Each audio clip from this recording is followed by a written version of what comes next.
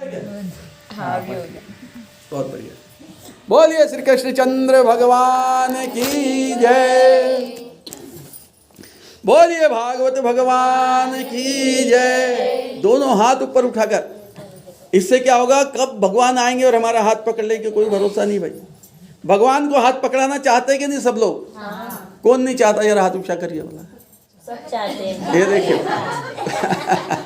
बहन जी नहीं समझा नहीं है इसलिए हाथ उठा दिए। वो बहुत धार्मिक प्रवृत्ति के है मालूम है। तो भगवान कब हमारा हाथ पकड़ेंगे कोई भरोसा नहीं, इसलिए भगवान की जय जयकार दोनों हाथ ऊपर उठाकर करना चाहिए। बोलिए भागवत भगवान की। तो इस प्रकार से आज भागवत कथा में हम आगे की ओर चलते हैं। तो बहुत सुंदर कथा है भाई, एकादश स्कंद की है।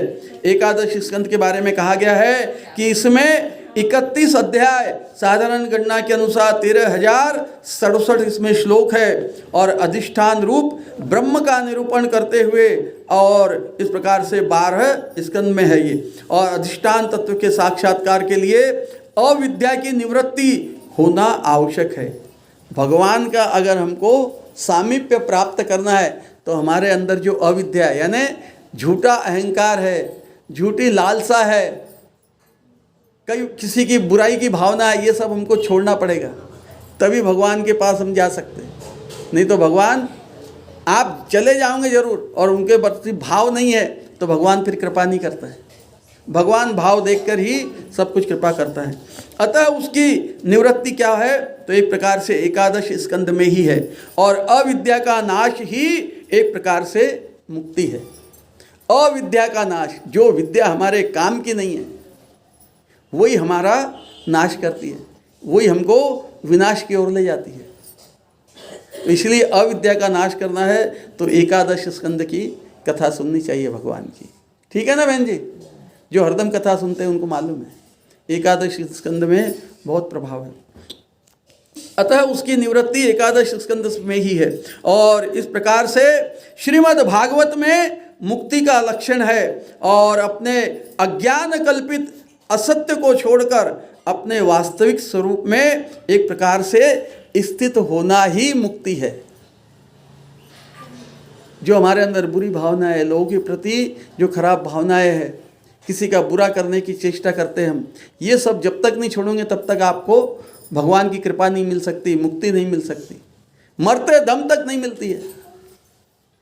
कई कथाएं सुनी आपने, भरत जी का चरित्र सुना है। जिसमें मरते समय आपकी आसक्ति रहेगी, जिसमें मन रहेगा, वही जन्म में आप जाने वाले दूसरे जन्म में। इसीलिए मरते समय भगवान का नाम याद करना चाहिए। प्रयत्न इसके लिए अभी से करना पड़ेगा आपको, तब आपको मरते समय भगवान का नाम याद आएगा। ऐसे नहीं आता भगवान का नाम याद। अच्छे अच्छे लोग मर जाते लेकिन भगवान का नाम नहीं आता उस समय, कितना भी कहो अपन उनसे, लेकिन उनको याद नहीं आता। उसका अभ्यास अभी से करना पड़ेगा आपको। इसीलिए हमने आपको शुरू के दिन से ही महामंत्र दिया है कि काम दुनिया के करिए लेकिन अंदर से उस प्रभु का नाम जपते रहिए। आप जो भी आपके इष्ट देव हो, माता रानी हो या भगवान हो, उनका नाम अंदर ही अंदर जपते रहिए, तब आपको मृत्यु के समय भगवान का नाम याद आएगा और फिर आपको भगवान के दूत लेने आएंगे। किस को चाहिए ऐसी मृत्यु भाई बताइए? भगवान के यहाँ जाने के लिए। क्या बात है, सबको चाहिए, सबको चाहिए। तो सबको क्या करना पड़ेगा? भगवान का नाम अंतरात्मा से लेना पड़ेगा, अंदर ही अंदर। कोई घर के सदस्य को सुनाने की आवश्यकता नहीं है, अंदर ही अंदर जब चलने दीजिए, तब जाकर भगवान कृपा करते हैं। और तब जाकर बुढ़ापे में जब हम बिस्तर पे गिर जाते हैं, अब उठ नहीं सकते, कुछ काम नहीं कर सकते, तब फिर वो भगवान का नाम याद आता है।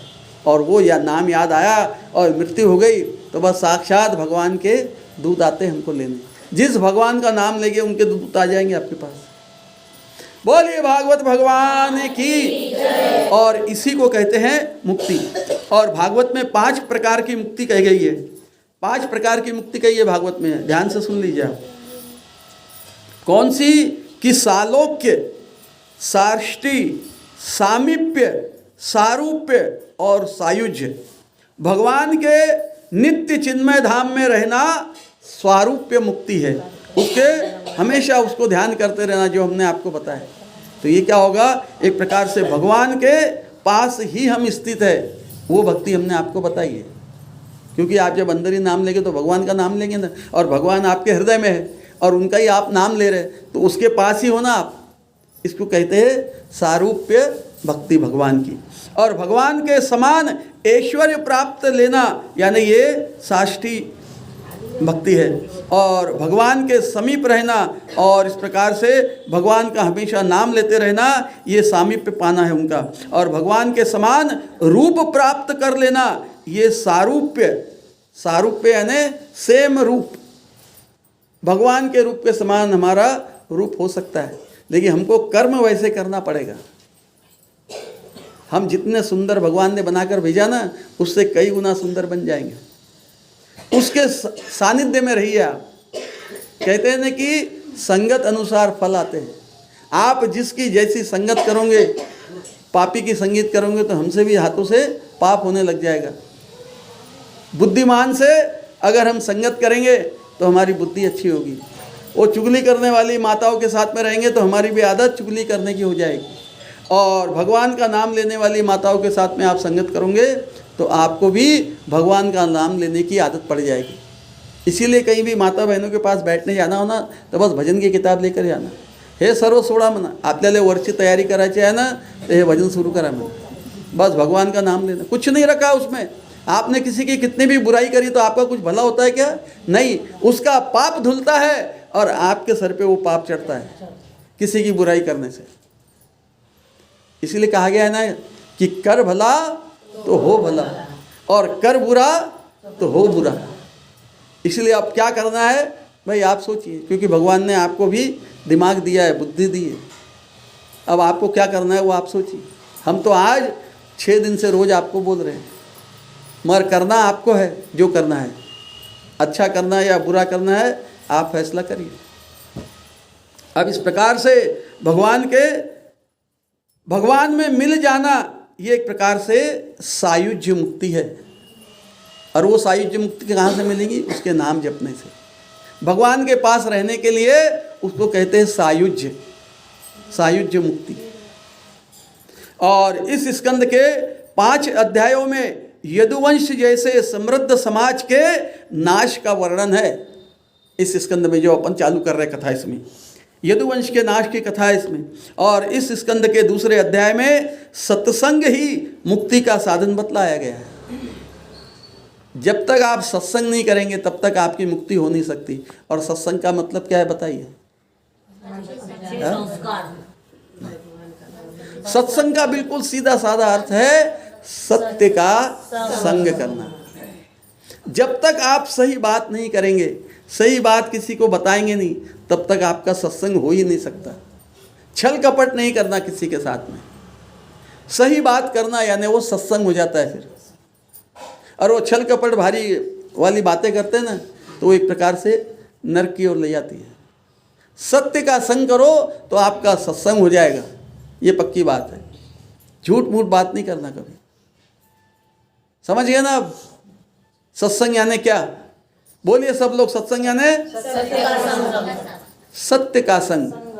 सत्याचा संग केला म्हणजे आपला सत्संग होऊन जाते। तो इसलिए आज से सब सत्य ही बात करना, कपोल कल्पित बात नहीं करना, झूठी बात नहीं करना। तो इस प्रकार से भगवान का सायुज्य आपको प्राप्त हो जाएगा। और इस प्रकार से नारद जी स्वयं वसुदेव जी के घर पधारे हैं अब, और राजा यदु अवधूत दत्तात्रेय जी के पास सत्संग के लिए गए हैं। और श्री कृष्ण उद्धव संवाद 24 अध्यायों में है। इसमें यदु और दत्तात्रेय जी संवाद वैराग्य प्रधान है। किसका? यदु जी का। और दत्तात्रेय का जो संवाद है एक प्रकार से क्या करता है, वो वैराग्य प्रदान करता है इस संसार से। भगवान की बात करेंगे तो हमको अपने आप वैराग्य होगा। किसी की वैराग्य यानी क्या? वैराग्य यानी किसी की बात में विश्वास न करना, उसको छोड़ देना। बातें करना हो तो भगवान की ही करना। तो हमको इस दुनिया से फिर वैराग्य होता धीरे धीरे। और वैराग्य ने आपको उस जमाने के 51 वाला नहीं करना है, आपको कोई वन में नहीं जाना है। परिवार में रहते हुए ही भी परिवार से बहुत दूर रहना, ये समय है अभी। यानी उनमें आसक्त नहीं रहना। हमने पहले बताया, बच्चों की आपने पैदा किए हैं तो उनको बस बढ़िया पढ़ाओ लिखाओ, उनको अच्छा योग्य नागरिक बना दो, उसकी शादी कर दो, बस इतना ही काम है आपका। तब तक के ही उसमें आसक्त रहिए आप, उसके बाद में भगवान के नाम में आसक्त हो जाइए। क्योंकि शादी करने के बाद माँ बाप की पूरा उत्तरदायित्व तो समाप्त हो जाता है, क्योंकि अब उसको उसका जीवन उसके हिसाब से जीना है। तो अपन ने ज़्यादा हस्तक्षेप नहीं करना चाहिए, ज़्यादा नहीं बोलना बहू को, ऐसा मत कर, वैसा मत कर, ये मत कर, वो मत कर। उसको भी तो अकल दी है ना भाई, भगवान ने दिमाग दिया है ना उसको भी।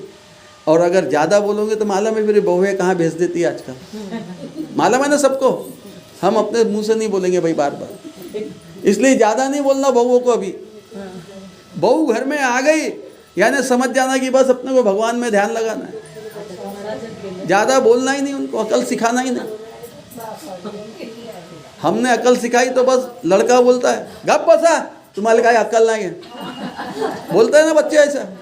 इसीलिए क्यों उनसे बातें सुनना, जा भाई तेरे मन से जो कर। जब उनको ज़रूरत पड़े अपनी और अपने से कुछ पूछे तभी अपन ने बोलना उनसे, नहीं तो बस भगवान का नाम लेते रहना सबसे बढ़िया। इसी को कहते हैं इस संसार से वैराग्य लेना। तो ये आज यहाँ जो चर्चा हो रही है दत्तात्रेय जी में और यदु जी में, ये सब वैराग्य की बातें हो रही है। और एक अध्याय में अब सिद्धियों का वर्णन है और 28वां अध्याय एक प्रकार से परमार्थ का निरूपण करने के लिए इसमें कहा गया है। और तथा 29वें अध्याय में अब भगवान धर्म का वर्णन है और अंतिम 2 अध्यायों में शरीर त्याग और मोक्ष का वर्णन बताया गया है। आप शांति से, कोई आ रहा है जा रहा है आप ध्यान मत दीजिए, वो बरोबर आ जाएंगे। जो यहाँ आता है ना वो फिर कहीं नहीं जाता, चाहे यहाँ आए या नीचे रुक जाए, एक ही बात है। क्योंकि इस घर में पूरे भगवान का नाम गूंज रहा है। नीचे भी अगर वो रहेंगे तो ये आवाज़ उनके पास जा रही है यहाँ से, इसीलिए लाउड स्पीकर लगा दिया बहन जी ने भाई, कि नीचे वाले का भी कल्याण हो जाए। क्योंकि वहाँ भी रखवाली करना जरूरी है भाई, नहीं तो हम इधर भगवान में खूब बैठे और उधर कोई फ़ायदा उठा ले गलत। इसीलिए आजकल ये लाउड स्पीकर लगाया जाता है, इसकी आवाज़ दूर दूर तक पहुँच जाती है। तो इस प्रकार से आज यदुवंशियों को अब क्या होता है, तो ऋषियों का श्राप मिल जाता है। क्यों मिलता है वो इस कथा में आपको मिलेगा। देखिए हम कहते हैं ना बार बार कि किसी से झूठ मत बोलिए, यहाँ वही कथा आ रही है। और झूठ बोलने से ही यदुवंशियों को श्राप मिलता है नष्ट होने का, पूरा कुल नष्ट हो जाता है उनका यदुवंश। वो कथा आपके सामने है। बोलिए श्री कृष्णचंद्र भगवान की जय। तो परमहंस शिरोमणि श्री सुखदेव जी कहते हैं कि हे राजा परीक्षित, भगवान श्री कृष्ण और बलराम जी से मिलकर अब बहुत से दैत्य दानवों को मारकर अब भूमि का बहुत सा भार उतार दिया है भगवान ने। अब उन्होंने सोचा कि यदुवंशी मेरे कारण अब बहुत ही एक प्रकार से उद्दंड हो रहे हैं, क्योंकि यदुवंशी को मालूम है कि हमारी रक्षा करने वाले कौन है, यदुकुल रक्षक कौन है, भगवान श्री कृष्ण है। अब हमको किसी का डर नहीं है। ये सोचकर सारे अब यदुवंशी लोग उद्दंड बन गए, अभिमानी बन गए हैं, घमंड में आ गए हैं सब कि हमारा कोई कुछ नहीं बिगाड़ सकता, हमारी रक्षा करने के लिए हमारा कृष्ण है। ऐसा कभी भी मानना नहीं चाहिए। तो इस प्रकार से अब ये लोग इस पृथ्वी पर भार रूप में हो गए हैं, ये यदुवंशी लोग। इन्हें युद्ध में कोई और तो हरा नहीं सकता, इसीलिए क्यों न इनको ऋषियों का शाप दिलाकर और इनका संहार किया जाए। ये भगवान ने सोचा है, किसी दूसरे ने नहीं सोचा है। क्योंकि भगवान ने देख लिया है कि ये यदुवंशी जितने भी लोग हैं ये मेरे भरोसे और ऐश करना चाहते हैं, मौज करना चाहते हैं। बापूच्या भरोशावर कई लेकर ऐश करता है, फिर आखिरी क्या होता है, तो बर्बादी होती है उनकी। क्योंकि बाप जब तक है, जब तक के उनको पाल लेंगे, पोस लेंगे, लेकिन बाद में क्या हाल होंगे उनके, फिर कोई माई बाप ही नहीं उनके। फिर मालूम पड़ता है उनको कि हमारे माँ बाप की क्यों आवश्यकता थी हमको। इसलिए समय रहते माता पिता की इज्जत करिए, उनकी एक प्रकार से हर चीज़ में सलाह लीजिए, तो हमारा भला होगा, नहीं तो कोई भला नहीं होने वाला। क्योंकि बच्चों में चाहे वो कितने भी जवान बन जाए, जो ज्ञान माता पिताओं को अनुभव से मिला है वो उनको नहीं मिल सकता। इसीलिए माता पिताओं के उस अनुभव का पूरा पूरा लाभ बच्चों ने लेना चाहिए, उनकी इज्जत करना चाहिए। आज अच्छे अच्छे घरों में देखो जहाँ भगवान की कृपा होती है ना, सब बच्चे जब घर से बाहर निकलते हैं ना काम धंधे के लिए, तो पहले भगवान को प्रणाम करते हैं, फिर माँ बाप दादा दादी है तो उनके भी चरण स्पर्श करके जाते हैं। तो वो कभी दुनिया में हारते नहीं, भगवान उनकी हमेशा जय करते रहते हैं। जो भगवान की जय करता है उसकी जय होती है। तो भगवान की जय एक प्रकार से जय बोलने से ही नहीं होती है, उसको प्रत्यक्ष में करना पड़ता है, भगवान के पास जाना पड़ता है, उनसे प्रार्थना करना पड़ता है। जब बाहर जा रहे तब निकलते समय माता पिता दादा दादी हो या और भी कोई हमारे वृद्ध लोग आए हुए हो घर में रिश्तेदार, उनके पैर पड़कर फिर जाना चाहिए। तो उनके आशीर्वाद से वो जो बाहर जाते हैं ना गाड़ियों पे इधर उधर, वो आशीर्वाद उनके आड़े आ जाता है। और जो भयानक घटना घटित होनी रहती ना, वही प्रकार से थोड़े से में ही निपटा देता है भगवान। जैसा कि अभी नीचे नीचे हमारी जो बहन जी बैठे हैं, उनके पति पर भी आफत आई थी, कैसे दूर हो गई इनसे पूछ लेना बाद में। अगर समझो कांच का टेबल था और वो कांच के कुछ टुकड़े उकड़े हमारे शरीर में कहीं घुस जाते तो कितनी बड़ी बात घटना हो जाती थी वो। लेकिन घर में भागवत कथा चल रही है, पितृ लोग उपस्थित है यहाँ, तो वो सब संकट उन्होंने बहुत थोड़े से में निपटा दिया। वो डाइनिंग टेबल का काम जैसे आराम कर दिया, मगर भैया जी को कुछ भी नहीं लगा, कहीं खरोच तक नहीं। हाँ, इनको खुद को क्या, ये खुद गिरे क्या? अरे बाप रे, देख लीजिए आपके सामने बैठ के कथा सुन रहे, इन्होंने यहाँ कथा में पूरी सेवा दी है। देखिए कितना सुंदर दरबार सजाया है भगवान का, पितरों का, तो इनका बुरा कैसे हो सकता है? वो रक्षा करते हैं, इसीलिए आशीर्वाद काम आता है। और इसी भागवत कथा में इनकी सेवा की आपने, इनको सुंदर सुंदर फूलों से हार पहना के सुंदर भोजन करवा के रोज भोजन करवाते, उनका आशीर्वाद आपको मिला है, इसलिए आपकी रक्षा हुई है वो। तो इसलिए भगवान को हमेशा पास में रखना चाहिए, उसका नाम लेते रहना है ना, उसको पास में रखना है। तो इस प्रकार से अब भगवान ने देख लिया कि मेरे भरोसे ये यादव लोग बहुत ही अनिति करने लगे हैं, और इसीलिए क्यों न इनको ऋषियों का शाप दिलाकर और आपस में ही लड़वाकर और इस पृथ्वी का भार उतार दिया जाए। ऐसा विचार कर भगवान श्री कृष्ण ने अब उनकी बुद्धि को भ्रमित कर दिया है, और बुद्धि भ्रमित हो गई यानी फिर कुछ नहीं सोचता। तो राजा परीक्षित ने पूछा कि भगवान श्री कृष्ण का दिव्य स्वरूप तो अपने भक्तों का कल्याण और पृथ्वी का मंगल करने के लिए ही हुआ था। महाराजा उग्रसेन की राजधानी द्वारकापुरी में वसुदेव जी के घर अब भगवान श्री कृष्ण यदुवंशियों का उद्धार कराने के लिए ही रुके थे। द्वारका में जो भगवान ने अपना घर बनाया, महल बनाया, काय के लिए बनाया?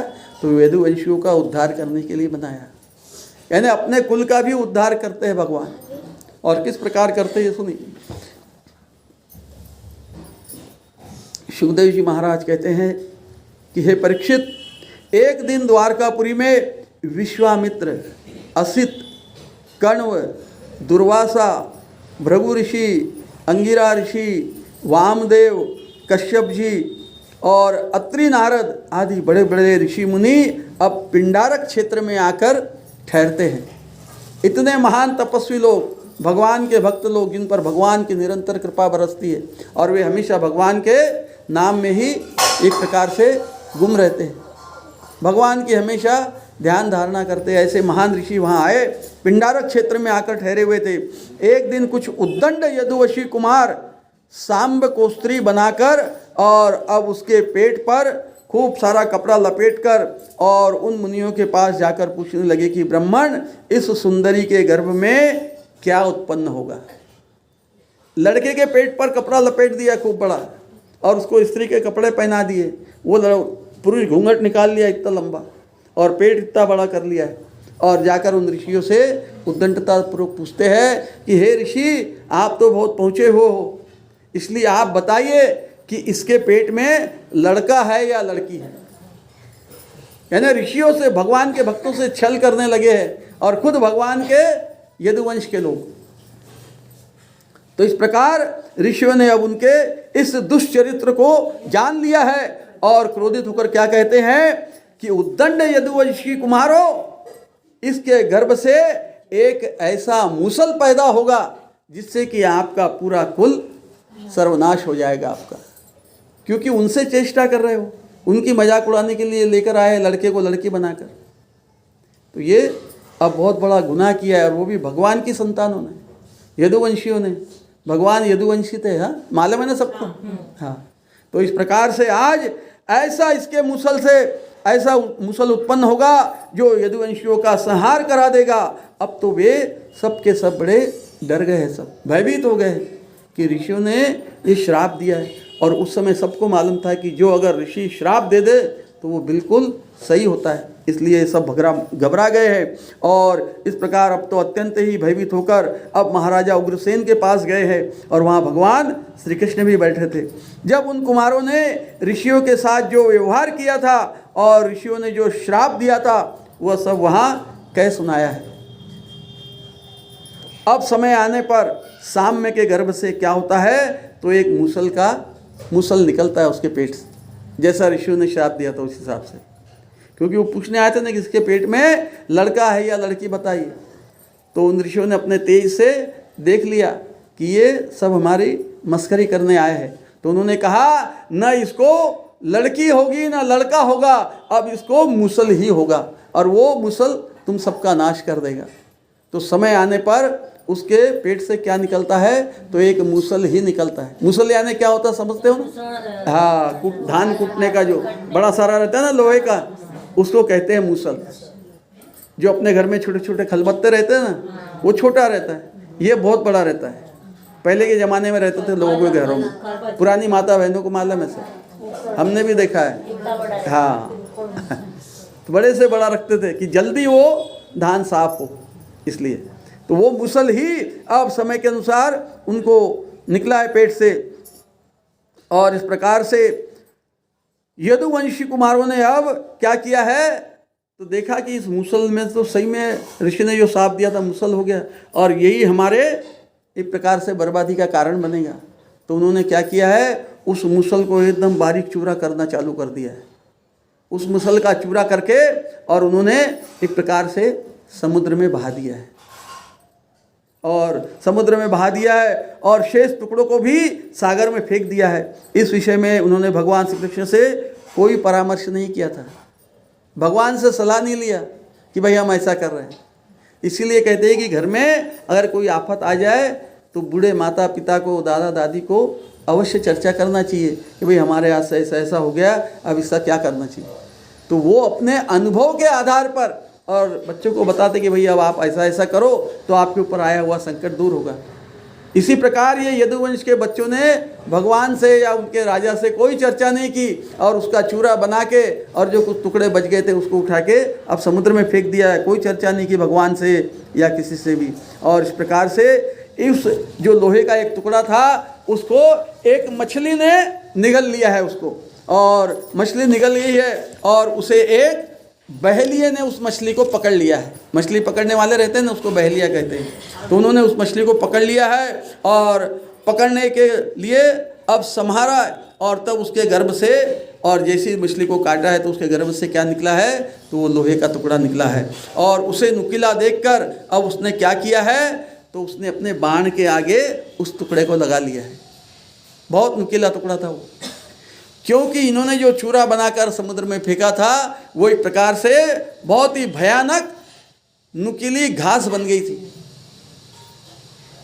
और उसी घास से खूब उन्होंने दारू पी है यदुवंश के लोगों ने, और खूब शराब पी है।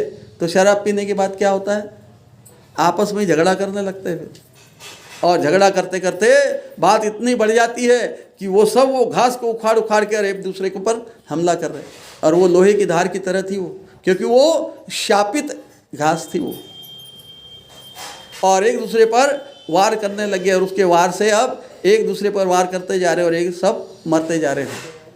ऐसी वो घास थी वो। तो इस प्रकार से अब उन्होंने यदुवंशियों ने जो मुसल को घिसा था उसमें समुद्र के किनारे एक प्रकार से कांस उत्पन्न हो गई थी। और परीक्षित जिस व्याध ने उसे अपने बाण में लगाया था उसका नाम था जरा। जरा नाम का बहेलिया था वो, जिसने बाण के आगे वो लगा ली थी। वो शिकारी भी था। और अब क्या होता है, तो सुखदेव जी एक प्रकार से राजा परीक्षित को आगे की कथा सुनाते हैं कि वो बहेलिया अब शिकार करने के लिए जाता है और इधर यदुवंशी सब लड़ के मर रहे हैं।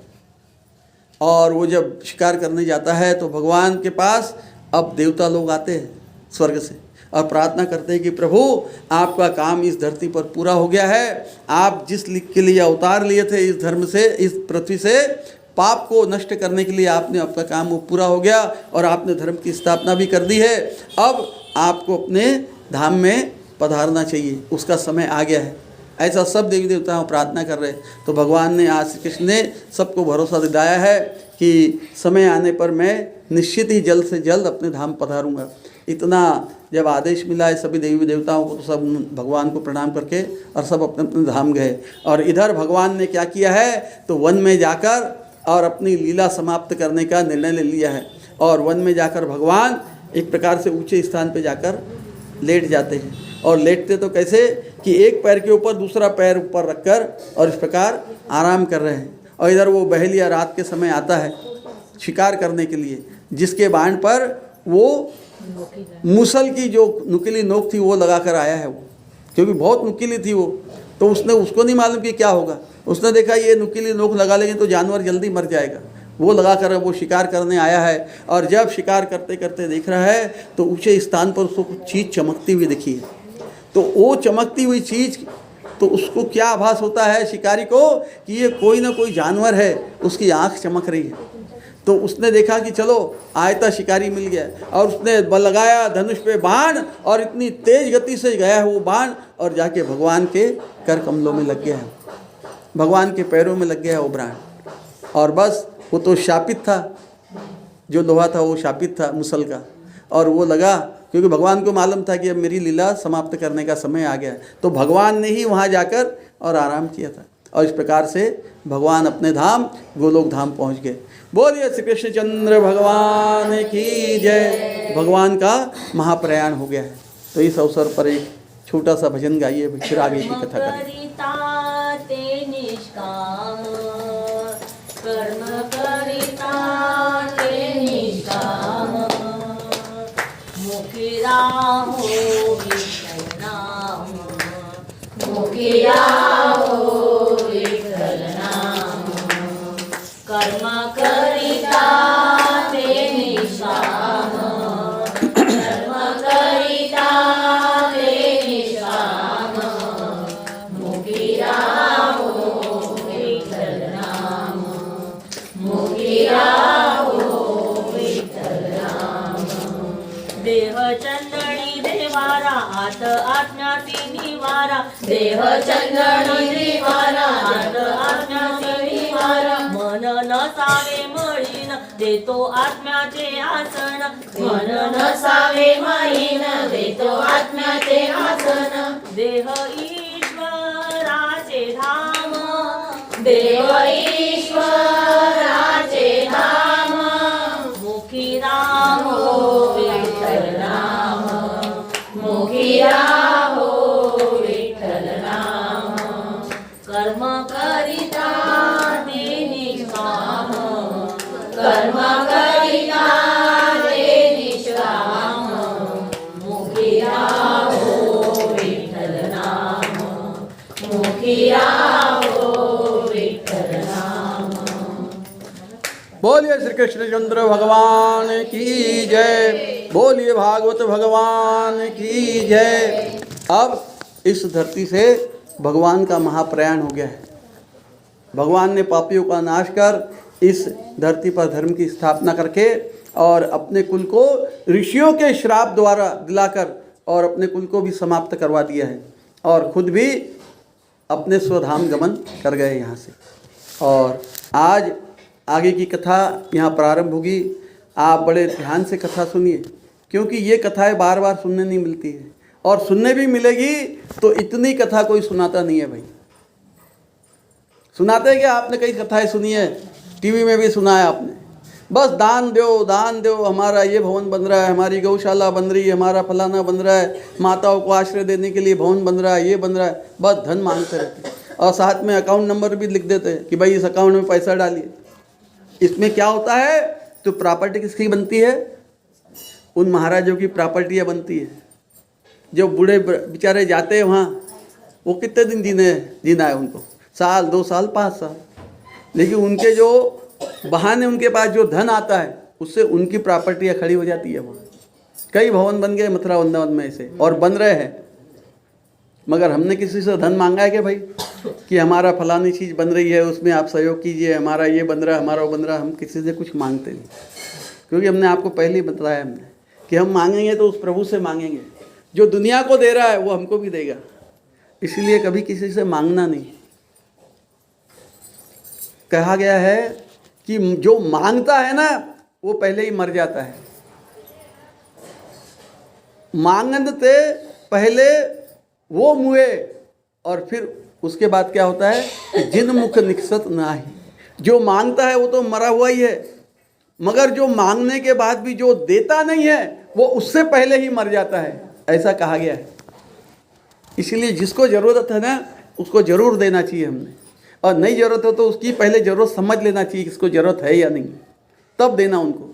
अरे उनके पास सब कुछ है, कई भवन खड़े कर लिए वहाँ उन्होंने मथुरा वृंदावन में। भाई हम किसी की निंदा नहीं कर रहे हैं, मगर जिसको ज़रूरत है हम उसको देते हैं क्या? नहीं। और वहाँ जाके लोग लाख लाख, 2-2 लाख, 5-5 लाख रुपए का दान देते। और सबसे ज़्यादा तंदुरुस्त, मोटे, ताजे कहाँ के पंडे हैं? तो मथुरा वृंदावन के ही है। बिगर असली घी के तो भोजन ही नहीं करते हो। आप उनकी कथा करने के लिए आमंत्रित करिए, वो पूरी लिस्ट बना कर दे देंगे आपको क्या क्या होना सामान। और कहते हैं कि रसोई बनाने वाला भी हमारा वहीं से आएगा। ये बिटिया को मालूम होगा, क्योंकि उन महाराजों की शिष्य है ये। पहले तो फीस की मांगते हैं वो 10-10 लाख रुपए। कितने मांगते हैं? 10-10 लाख रुपए। यहाँ जो सुधांशु जी महाराज आए थे, उनके प्रवचन किस किसने सुने? सबने सुने, लेकिन उनके बारे में किसी को पता है क्या? हमारी जो शर्मा बहन जी आई थी ना, अच्छा देखो वो अंदर जाके बैठ गए। उनके जो जीजा जी आए थे अभी कथा में, उनके यहाँ हुई थी, उन्होंने बताया सुधांशु महाराज के बारे में कि भाई सुधांशु महाराज को कथा करने के लिए खामगांव में बुलाए थे कोई मंडल ने। अब वो मंडल के पास भगवान का मंदिर भी है, और उस मंदिर में वहीं के एक सुनार ने उदारता दिखाते हुए 11 किलो की चांदी का एक ऐसा चौरंग बना कर दिया था उस मंदिर को, कि भाई जो भी कथावाचक आते हैं उनको रखने के लिए आप ये पीड़ा रखना है वहाँ चांदी का। तो अब जब सुधांशु महाराज का प्रवचन हुआ तो उनको भी वो दिया था चांदी का चौरंग बना हुआ था।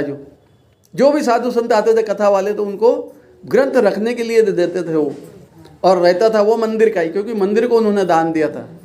तो जब सुधांशु महाराज को दिया वो, तो आखिरी दिन जिस दिन उनकी समाप्ति हुई, ज़्यादा प्रवचन नहीं करते वो, सिर्फ 3 दिन के ही करते, ज़्यादा नहीं करते। हम तो भी यहाँ 7 दिन की कथा सुना रहे आपको। वो 3 दिन का सत्संग किया उन्होंने, और उन्होंने देख लिया पहले दिन कह रहे कि तो चांदी का और पूरा ठोस है, एकदम 11 किलो का है। तो आखिरी दिन उन्होंने जैसी प्रवचन खत्म होने की पहले ही अपने जो शिष्य रहते हैं ना उनको कहा कि जैसी मैं उठूँ यहाँ से ये चौरंग ले जाके अपने आश्रम में रख लेना। तो जब वो उनका शिष्य उठाने लगा तो वहाँ के लोगों ने कहा भाई नहीं, ये नहीं ले जा सकते आप, ये तो मंदिर को दान में दिया हुआ है कि कोई भी संत महात्मा आए कथा कीर्तन करने तो उनके ग्रंथ रखने के लिए है, ये किसी को देने के लिए नहीं है। तो उन लोगों ने कहा नहीं भाई, ये तो हमारे महाराज जी का नियम है कि जो कुछ यहाँ पर हमारा है वो सब हम ले जाते हैं। अगर आपको नहीं मालूम तो बोले जाके आप सुधांशु महाराज से पूछ लो।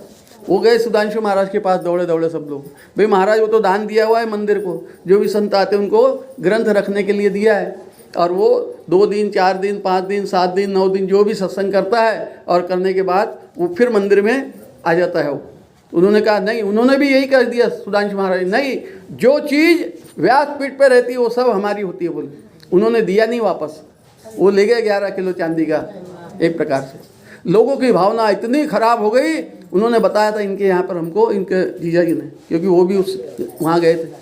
उसके बाद बोले अकोला और खामगांव में उन सुधांशु महाराज को आज तक नहीं बुलाया किसी ने। तो ये सब भावना खराब करते हैं लोगों की, ऐसे ऐसे संत बनते हैं, बताइए। और दूसरा सुधांशु महाराज के बारे में आपको भी मालूम होगा, शायद किसी को नहीं मालूम होगा। हम एक बात बताते हैं उनकी ओर, कोई बुराई नहीं कर रहे, लेकिन हमने पहले ही कहा है कि गुरु बनाना है तो बिल्कुल खोज खबर करके उनके भी चरित्र की तफसील करके हमने गुरु बनाना चाहिए। मारवाड़ी में कहावत है कि अगर गुरु बनाना है ना, तो एक कहावत कही गई है कि जो पानी हम पीते ना नल से आया हुआ, वो पानी कभी भी छान कर पीना चाहिए। तो मारवाड़ी में उसको कहा गया है कि पानी पियो छान कर और गुरु करो जान कर।